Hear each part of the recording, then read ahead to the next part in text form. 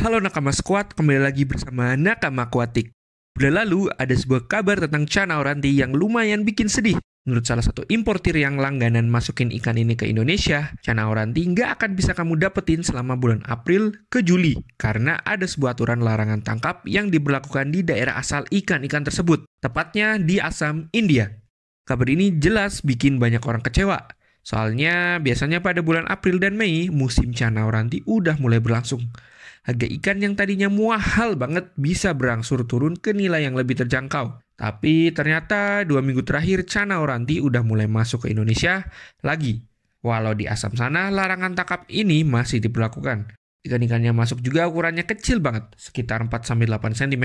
Ukuran segini sering dianggap ukuran rare dan anehnya harganya bisa lebih mahal daripada yang ukuran biasa karena faktor tersebut. Lantas dari manakah ikan-ikan ini berasal?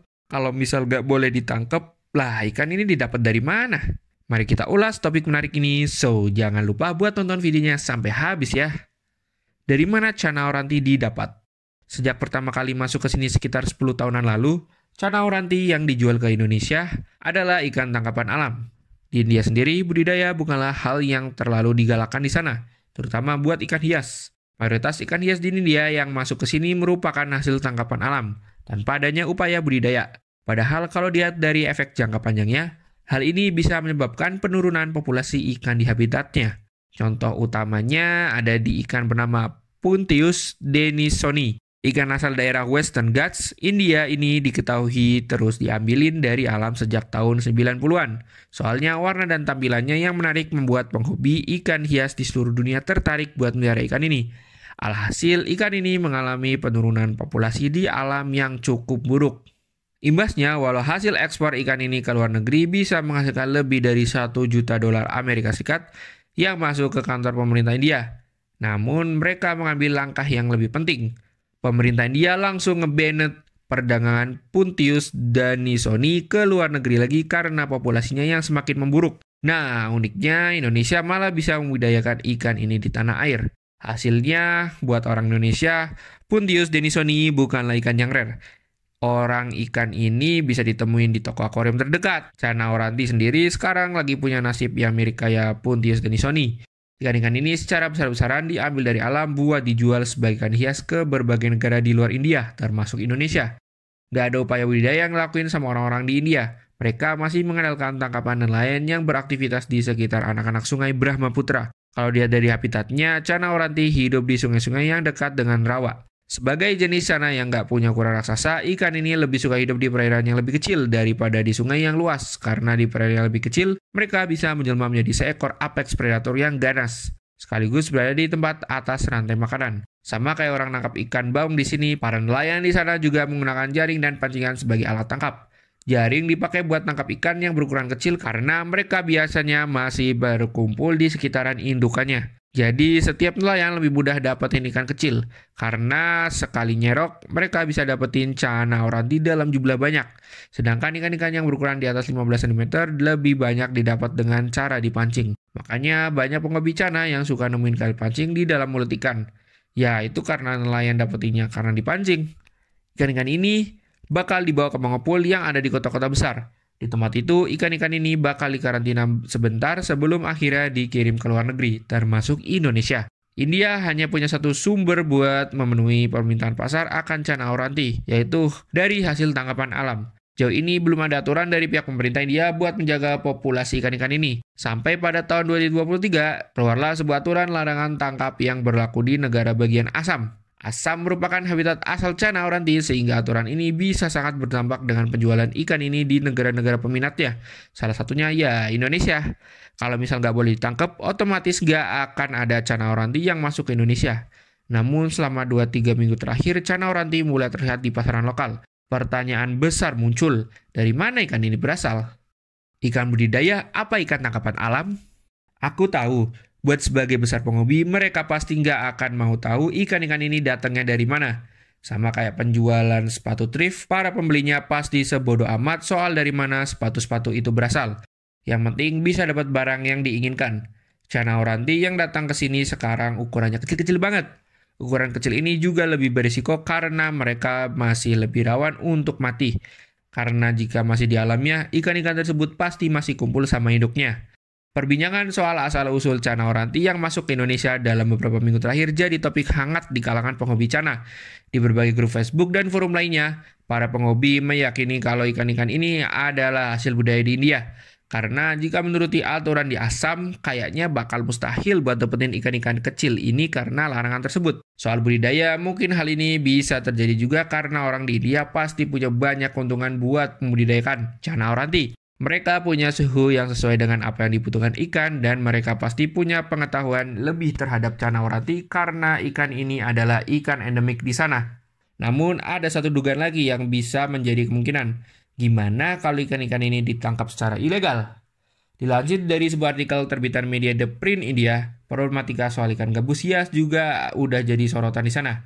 Dalam sebuah artikel berjudul Why Exotic Snakehead Fish is Under Threat, People Want Them as Aquarium Pets. 6-time rise in trade. Terutama kalau nelayan di sana emang lagi keranjingan buat tangkepin ikan gabus karena harganya yang cukup tinggi. Permintaan besar dan harganya yang lumayan membuat nelayan di sana sekarang lebih suka nyari jenis ikan gabus hias daripada ikan gabus yang buat dikonsumsi karena harganya yang bagus.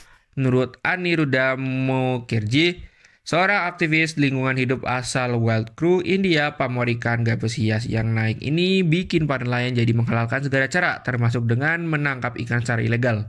Kayaknya besar acuan yang terlibat begitu menggiurkan, membuat para nelayan bertingkah nekat hingga mengarah pada aktivitas ilegal. Kami terkejut menemukan bahwa ikan gabus atau cana sedang diburu secara ilegal dari area perlindungan termasuk Taman Nasional Buksa dan di Prusaikowa, ungkap Aniruddha. Kami menggunakan informasi intelijen yang dikumpulkan dari catatan perdagangan komersial untuk melacak jejak rantai perdagangan hingga sumber yang sebenarnya. Nelayan memberitahu kami bahwa beberapa jenis ikan seperti ikan snakehead golden cobra bisa dijual dengan harga yang lebih dari 5 kali lipat dari ikan gabus konsumsi. Lanjutnya lagi, buat kamu yang belum tahu, golden cobra snakehead adalah nama bulenya cana oranti. Hal ini menunjukkan kalau minat besar dari perdagangan ikan hias membuat nelayan bisa secara gak bertanggung jawab melakukan segala cara biar mereka bisa memenuhi kebutuhan pokok sehari-harinya. Namun di sini jelas kebutuhan pokok manusia menjadi taruhan bagi kehidupan makhluk hidup lainnya, yaitu para cana oranti. Kalau misalnya ikan-ikan yang masuk Indonesia sekarang adalah hasil budidaya asal India beneran, maka hal itu bisa berimbas positif karena ikan-ikan di alam bisa hidup dengan tenang, sampai masa larangan tangkap itu habis. Kalau misalnya beneran begitu, ada sesuatu yang berkelanjutan yang tercipta. Soal kebenaran, hanya penyuplai ikan dari India yang tahu. Importir lokal juga bisa aja nggak tahu menahu soal asal ikan-ikan tersebut karena sebagai pengusaha, ya mereka tahu hanyalah memberi ikan buat dijual. Yang harus kena batunya ya mereka yang ngambil secara ilegal. Tapi harapanku sih jangan sampai lah ya. Cana oranti kecil juga rawan penipuan. Cana oranti ukuran kecil sejak dulu sering melahirkan segala polemik. Mulai dari harganya yang aneh karena lebih mahal daripada yang berukuran sedang, terus bentuknya yang mirip sama limbata sehingga menjadi peluang penipuan, dan keberadaannya yang simpang siur. Ada yang bilang cana oranti udah bisa dibudidayakan di Indonesia.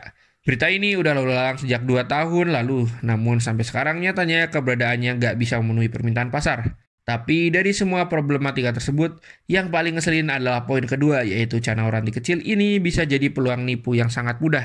Cana oranti punya warna yang sangat menarik pas dia gede. Tapi pas masih bayi, warna mereka yang kuning biasa. Nggak ada tuh motif atau bar yang selama ini jadi daya tarik utama ikan ini. Warna mereka cuma polos dengan sedikit motif yang terlihat samar-samar. Dengan penampilan kayak gini, cana oranti nggak akan terlihat berbeda dengan jenis cana lainnya pas masih kecil, terutama cana limbata. Sejak 2 tahun terakhir, ada banyak lapak di marketplace yang menjual cana oranti ukuran kecil dengan harga yang sangat murah. Anehnya yang beli ada banyak banget. Dalam kolom testimoni, banyak yang mengira ikan-ikan yang dijual tersebut merupakan cana oranti beneran. Mereka banyak yang nulis dan ngarep kalau ikannya bisa cepet gede. Gak cuma cana oranti aja, ada juga yang menjual cana barca ukuran bayi dengan harga cuma ratusan ribu. Anehnya ada aja yang beli. Bayi-bayi cana ini secara nggak langsung membuka peluang bagi oknum-oknum nakal buat memanfaatkan cara karena ikan ini bentuknya mirip sama ikan-ikan lain yang mereka bisa beli dengan harga murah. Dengan dikasih label kalau itu cana oranti, mereka bisa untung besar-besaran.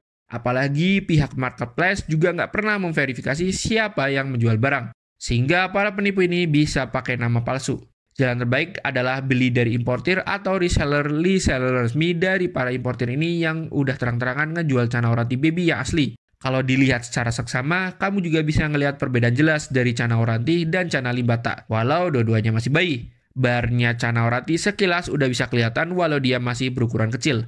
Terus warnanya lebih kuning terang daripada abu-abu pucat. Dan terakhir lihat dari harganya. Sekarang harga Chana Oranti kecil ini berada di kisaran 200 sampai 350 ribu. Kalau ada yang jual jauh di bawahnya, ya ada potensi kau bakal kena tipu sih.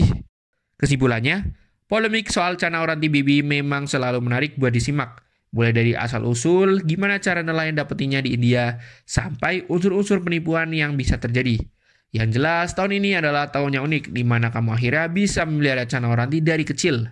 Setelah biasanya cuma bisa ngelihat mereka pas ukurannya gede aja. Semoga dunia Chana lokal bisa kembali ramai dan efeknya nggak terdampak buruk bagi populasi ikan di India.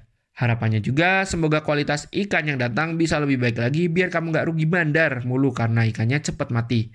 Kamu lebih milih pelihara Oranti baby apa nunggu nanti yang ukurannya gede?